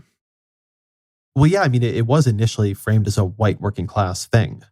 Although I think that the data now shows that has changed. Yes. We've developed a terrible form of equality there. But I think it was always framed as a male thing. And I think it goes a little bit to this point of frames that people are used to, because it has been connected to something else you talk about in the book, which is another place where I think there's a lot of widespread attention to a problem of men. This is not as severe, but is loneliness, which I think is very commonly covered as a problem of men. And you write quite a bit about the male friendship deficit, which I think is pretty important. For instance, a 2021 report from the Survey Center on American Life identifying a friendship recession, with 15% of men saying they have no close friends at all, which is up from only 3% in 1990. So I want to hear what you're saying about the question of frames, but I'd also like you to talk a bit about the the male friendship crisis, which in terms of a life well lived, I think is pretty profound. Yeah, so I think you're right. As I reflect on it, the working class guy, and I think actually now you're right. The evidence is that it's not just white for sure in terms of deaths of despair. There has been some concern about, okay, what's happening to these guys? And that is from people like Wasserman and Orta, but also Nick Eberstadt and so on too. I think that the concern about loneliness and social isolation is one that we have to look at through a gender lens. And I agree that we are. You do see, I think, quite a bit of attention being paid to this idea of like what's happening to these, especially young men, these kind of lonely and isolated young men, partly because of the suicide rates and so on too. So I agree. And the evidence, again, is just so striking that there's a deeper problem of friendlessness and isolation among men than among women. And I think there's all kinds of reasons for that. I think women typically get a bit better at doing that emotional maintenance. I also think men have these competing attractions online for kind of in real life friends, if you like. So there's lots of reasons for that. But the kind of key point here is it means that the mental health problems that we're seeing of girls and boys and young women and young men are just playing out very differently. And so for young men and boys especially, I think they're more properly seen as problems of isolation, of retreat, of despair, of a sense of not being needed, lack of purpose, etc. Whereas I think that what's happening for a lot of girls and young women is a sense of like they feel like the environment's quite hostile. There's a lot of relational bullying. Social media is having a very different effect on women and young girls, I think, than on boys and young men. You know, the TikTok, there's relational issues and obviously issues around body image and self-esteem, and it's playing out differently. It's not that one is worse or better than the other. It's just that they're playing out differently. But for sure, among boys and young men, and again, especially those with less economic power, this issue of isolation is a growing one. They just feel alone too much of the time. This one really, I recognize it is by no means the worst of what we've talked about, but it breaks my heart very particularly. And, I have two young boys and I worry, I mean, they're not there yet, but I worry about them. These findings on friendship really always break my heart in a particular way. I have incredibly deep male friendships. I mean, I have friends I deeply love and have for many, many years. And so I don't have as much, I feel like, empathic access to this one as others. And so it confuses me more. And in particular, what confuses me about it is you have to explain a rate of change.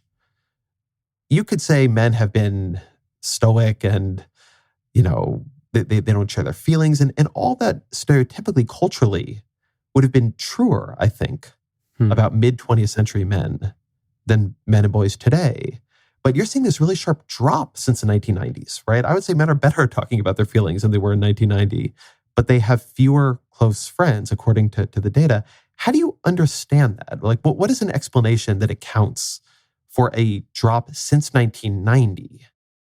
First of all, at just a personal level, I agree with you. I think these findings are genuinely kind of emotionally resonant when you see just how isolated many of these men are. I think Bertrand Russell, the British philosopher, once said that the mark of a civilized person was the ability to weep over a column of numbers. And there's been quite a few columns of numbers that I think that's applied to in my case. And similarly, I have male friends who I deeply love too. And I think it's very important that we use the L word, by the way. I think we're just all getting better at that. So what's happening more generally? I think what's happening is a deinstitutionalization of male friendships and male relationships, that men, to the extent that perhaps men might struggle, just I think for some natural reasons, but for other reasons, just struggling a little bit to make those connections. They're a little bit less relational, perhaps, just off the bat than women. What that means is the institutions through which you form male friendships, whether that's schools, colleges, workplaces, places of worship, Boy Scouts groups, etc., that those institutions are actually more important for the building and sustaining of male friendships, everything else equal, even than the female friendships, right? And stereotypically, again, like, the shared experience of becoming mothers and those biological differences might actually give women access to kind of relational networks that it's harder for men to access, right?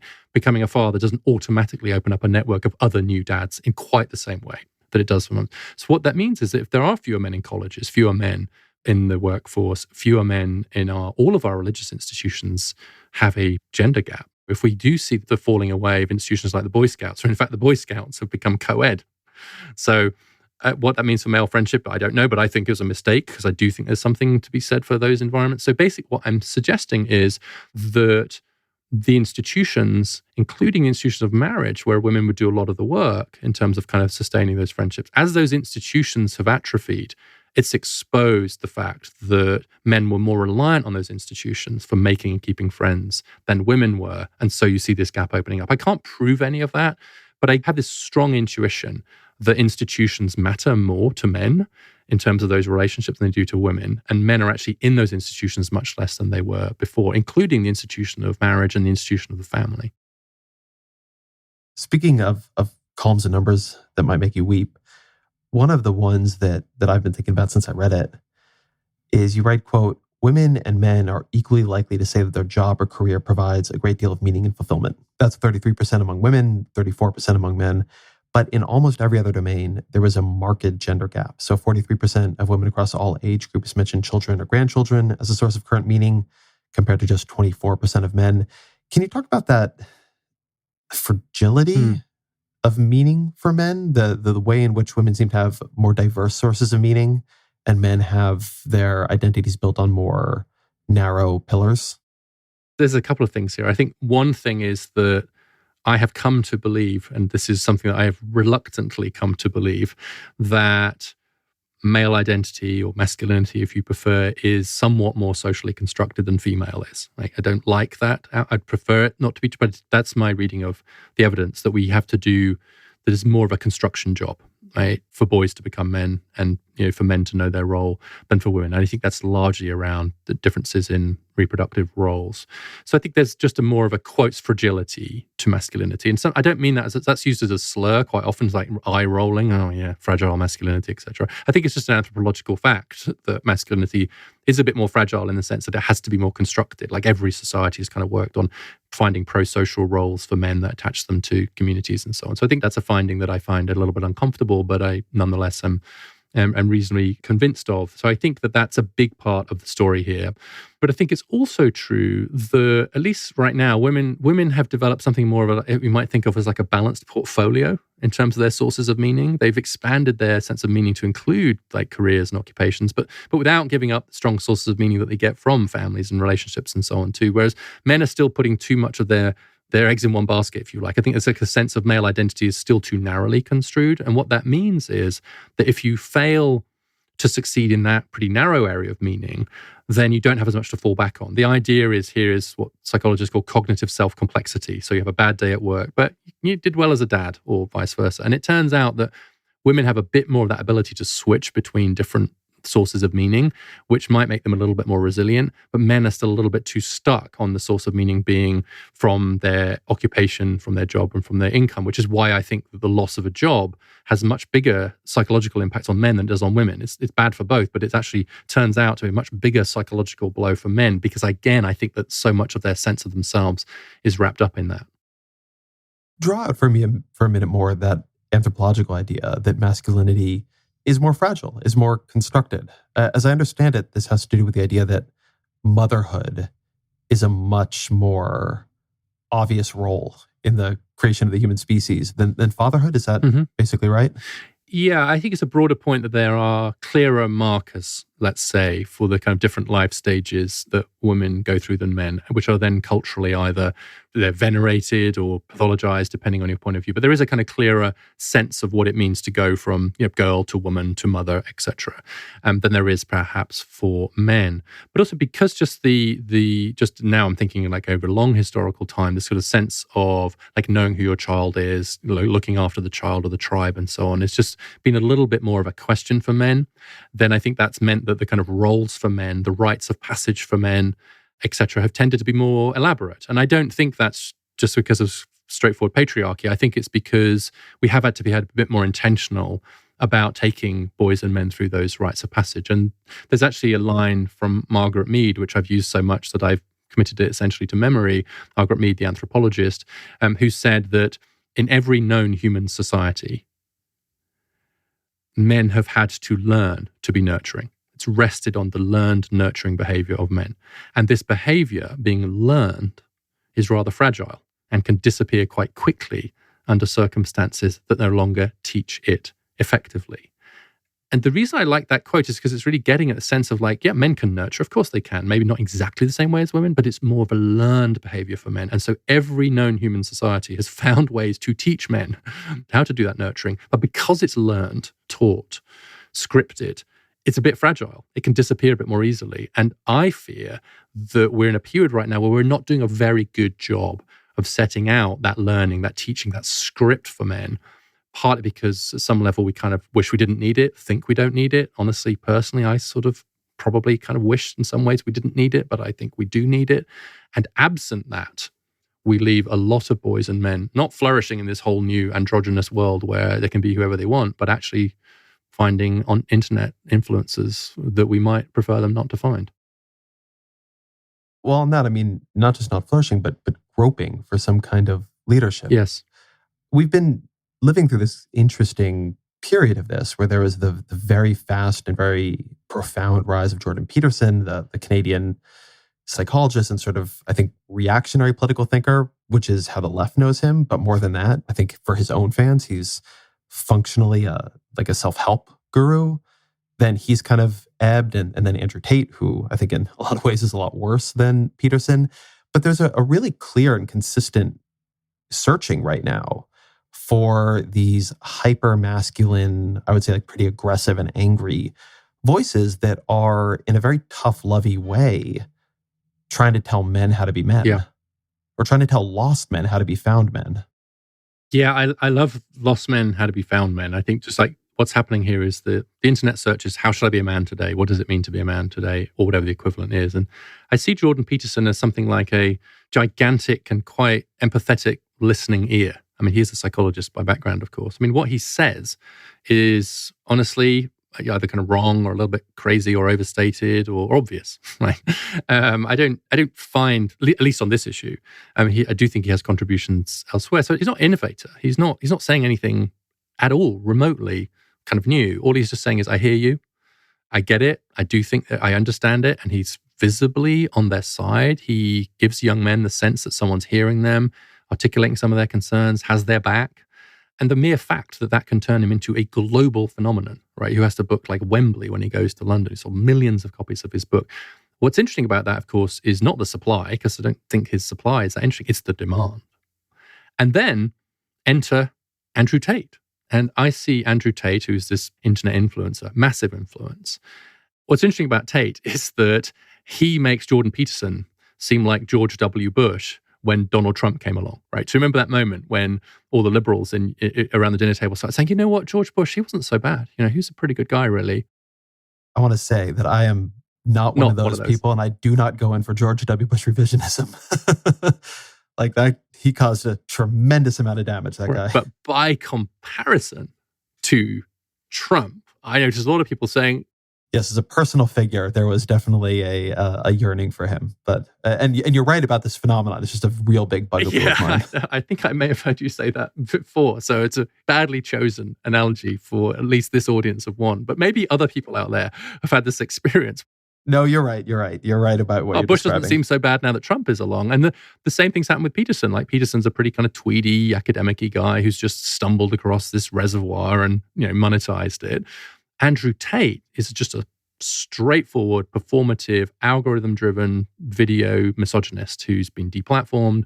Obviously, he's now been arrested for alleged rape and trafficking, and he's just mastered the algorithm. But he's everywhere. And so, actually, as I was finishing up my book at the beginning of 2022, my son said to me, "Well, you got to write about Andrew Tate, Dad, if you're writing about men." I said, "Who's Andrew Tate?" I asked the question that people have been asking in the months since, which is, "Who is Andrew Tate?"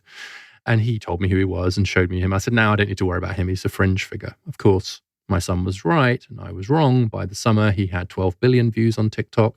He was the top influencer in the world. And so just a massive global phenomenon. He made Jordan Peterson look like an amateur in terms of ability to capture the sense of it. And he performs this sort of retrograde, cigar-smoking, Maserati-buying, bronzed, kind of muscular, shade-wearing, way of being a male.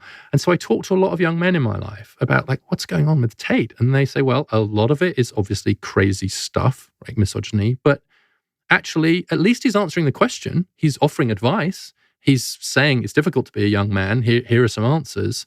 And my view about someone like Tate is that if we don't like his answers, the solution is not to just tell boys to stop looking for those answers. It is to provide some better ones for ourselves. And it is to recognize the fact that there is a real search here, a real demand for an answer to the question of how should I be a good man today and remain a man, right? I want to be a boy. I am a man. How do I do that? I'm in favor of gender equality. I want a world of gender equality, and most boys and men do. But look, I don't want to feel like I'm the problem here. I don't want to feel pathologized. I don't want to keep being told how toxic I am. Like, can you help? And unfortunately, I think we as the mainstream institutions and so on, because we haven't acknowledged some of these problems sufficiently or embraced them, we've actually driven a lot of this stuff. And so I think we've provided a lot of the market for people like Tate and Peterson to sweep up. I have very complicated feelings on this. And people on the show have heard me before say that a question I'm very interested in was what a Jordan Peterson of the left looks like. And a real frustration I have with liberals on this is I have read and heard repeatedly Peterson and Tate described in this weird way as boring, right? Unoriginal, uninteresting. And if you're looking at phenomenons like that and just kind of casting into the bin of advice you've heard before, so you don't need to think about what it is doing, I think you've closed your mind in a way that is really dangerous. And as you say, we'll let these kinds of figures flourish. What I'm not sure of is that there is some kind of pro-social shunting of that same impulse. And I do think it's fair to say that Peterson, who I have a lot of problems with, is a quite different sort of figure than Tate. There's an overlap, as you would call it. There's an overlap in the distribution, but there is a difference in what they are. But I think something you see if you watch them, and if you go back to other figures who I think were a little bit like this or would have been like this today. I mean, I think about the popularity of Andrew Dice Clay, the hyper-misogynist comic in the 90s, that there has long been an interest among young men in these transgressive, angry figures. And they both have this. I mean, Tate is very angry, like a thrumming anger, right? Has a sort of MMA, mixed martial arts background. If you look at Peterson, he's always struck me as having the affect of a clenched fist. He is also emotional and he'll cry, but there is a kind of like a readiness to fight in everything he says. He's wound very tight. But that when you talk about demand and supply, I wonder if it is actually in the power of the left to supply something that answers the demand for Andrew Tate, because sometimes demand knows what it wants. And maybe if you're a 14-year-old boy, like what you want is transgressive in a way that it is very hard for institutions or people who want to be pro-social to answer. I mean, there's always this tendency to say on the left, like, oh, let's give the good version of this thing. But there isn't always a good version of that thing. So I'm curious what you think it would actually look like. Yeah. Well, I think what it means is that we really have to parse out the different elements of the demand for these kinds of figures, the different levels of interest, right? You don't get 12 billion views on TikTok just by meeting one kind of demand. And I do think that people like Tate, to some extent Peterson, and all the people that you've just mentioned actually might be meeting different kinds of need, answering different questions, and that actually separating them out is an important part of the exercise. So if we go through them, I'm thinking out loud here, but like you mentioned transgression, right? I think being transgressive is just always appealing, and especially to adolescent boys, right? It just is, always has been. And right now, a way to be transgressive is to transgress against like, whatever you want to call it, feminist orthodoxy, mainstream society, etc., and be, perform this sort of just outrageous. I mean, Tate sort of makes James Bond look like Jermaine Greer type thing. I mean, just absurd. Caricature. But most of the men watching it, they know it's a caricature, but there's a thrill. There's a real thrill in that transgression. That's very adolescent. I think Trump played into that. He was a bit of a middle finger. Trump was a very adolescent male figure, in my view. And so that sense of transgression, that's one thing. I think the second thing is this sense of, okay, I just want misogyny. I want backlash. I want to feel angry. I want to share in this misogynist anger against the fact that women are out to get us now and we're being crushed, etc. That's another one. And then another one is, I'd really just want some help. Like, how do I date? How do I navigate this world? What should I do? Like advice, essentially. So the kind of the uncle, if you like, the advice column from the uncle or brother or cousin. And Actually, I think the consumers of some of these people are, depending on if, especially if they're a little bit older, are able to make some of those distinctions. But I think more importantly, we should make those distinctions because, of course, if there are people out there who just really want to consume angry, misogynist content, we should not try and replace that. We should try and show why that's a very bad idea. Transgression, well, you're always going to get that in humor or whatever. It's the third element. It's the extent to which Peterson or Tate and or others are providing advice, honest conversation, feels like they're just being candid in their advising. That's the bit we should try and replace in a way that is still recognizably masculine. So the trick here is try and meet that part of the demand. And that I think is doable. I don't know how. I don't have a how yet. Maybe you do. I think there's an actually interesting tension here because I think that decomposition is correct. Going over to Joe Rogan, who's very interested in figures like that. Lots of things people don't like about Joe Rogan, but I don't consider Joe Rogan sort of simply malign in any way.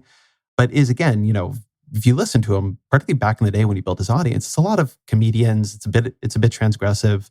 It's a lot of stuff about weightlifting, a lot of stuff about mixed martial arts. It's about how to be a person. In a way, it's like a men's magazine. Used to be before the men's magazines got more egalitarian. And then you go over to Peterson and Tate, and they both also have this self-improvement dynamic. And one thing that's interesting in conversation with our conversation is I think a problem for the left when trying to talk to this desire is the tendency to systematize problems, right? Is a tendency to say, if you're struggling out there, it's because we have designed schools poorly, or the entire structure of the economy has moved towards heel jobs, or we don't have enough vocational education. And I mean, this is a problem you point out with the right. It is extremely individualistic in the way it responds to these problems, right? The famous Jordan Peterson, clean your room, make your bed advice. But also, people live life as individuals and they want to hear something they can do now. Yeah. And they want somebody who empowers them now.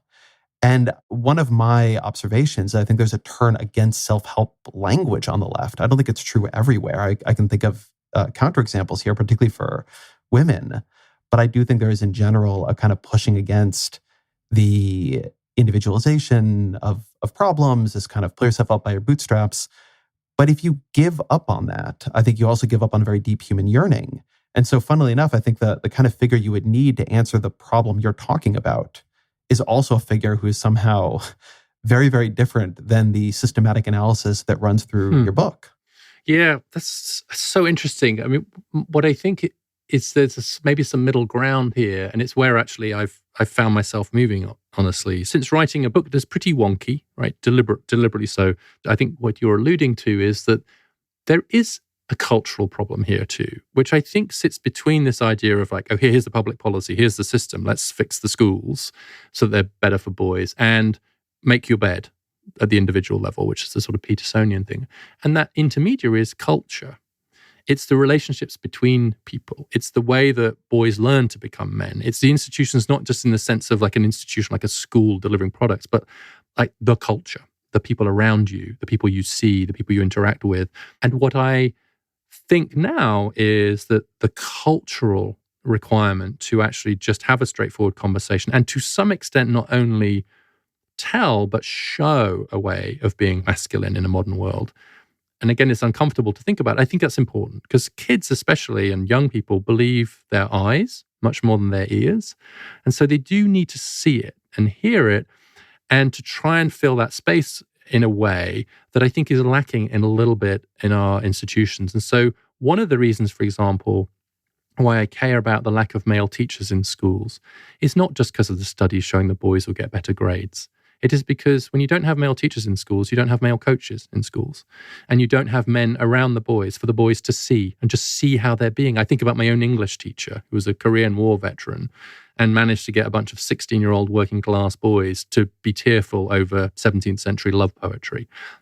That's a tough thing to do with a bunch of, but he did it and I'm sure it was partly because he was a man. And he was showing us that he could be both obviously masculine in various ways that we could either say is a problem or not, but also, by the way, we can still read Andrew Marvell and find it very moving. Hey guys, look, I'm doing that. I'm not just telling you that you can be like that. I'm showing you that you can be like that. And I don't know exactly where this leads me, but I do think that what Tate and others are doing is they're filling a cultural gap, and that it's a mistake on the left to think that we don't need places and spaces where boys learn to become men, especially from other men in our families, in our communities, in our schools, in our churches and synagogues, or scout group, whatever, take your pick. But my basic point is that especially masculinity doesn't invent itself.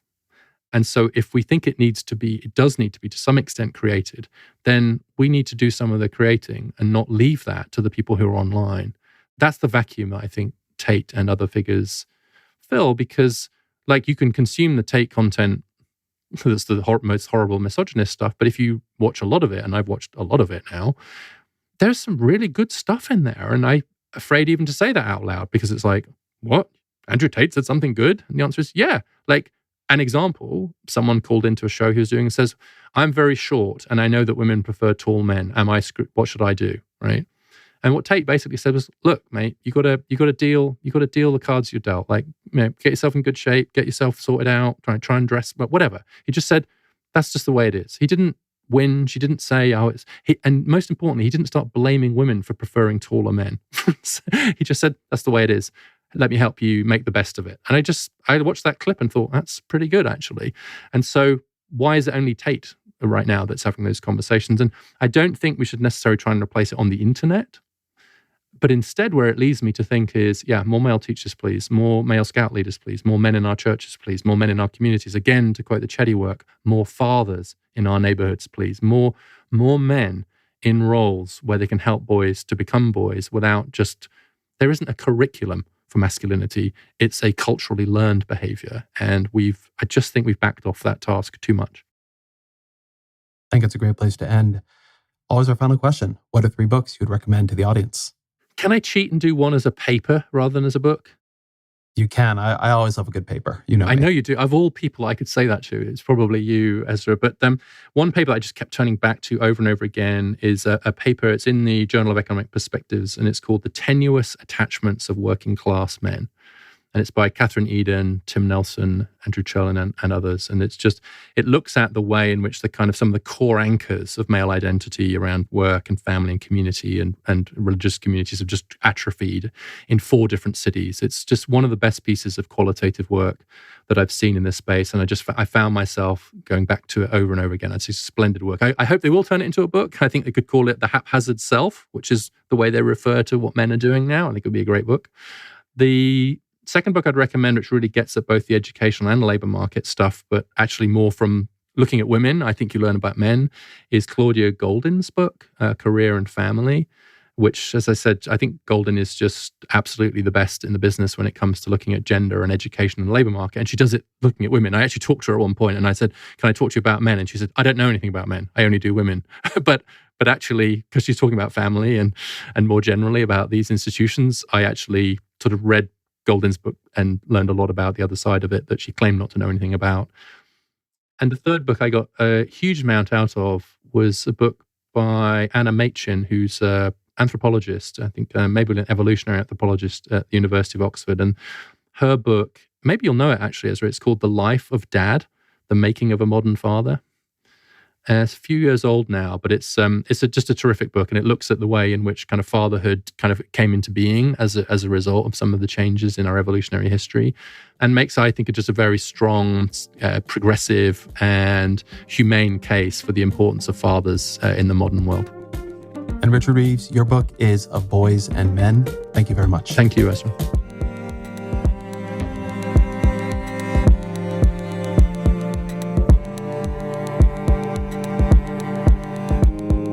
The Ezra Klein Show is produced by Emma Gawu, Annie Galvin, Jeff Geld, Roger Karma, and Kristen Lin. Fact-checking by Michelle Harris, Mary March Locker, and Kate Sinclair. Mixing by Sonia Herrero. Original music by Isaac Jones. Audience strategy by Shannon Busta. The executive producer of New York Times Opinion Audio is Annie Rose Strasser, and special thanks to Carol Saburo and Christina Samuelewski.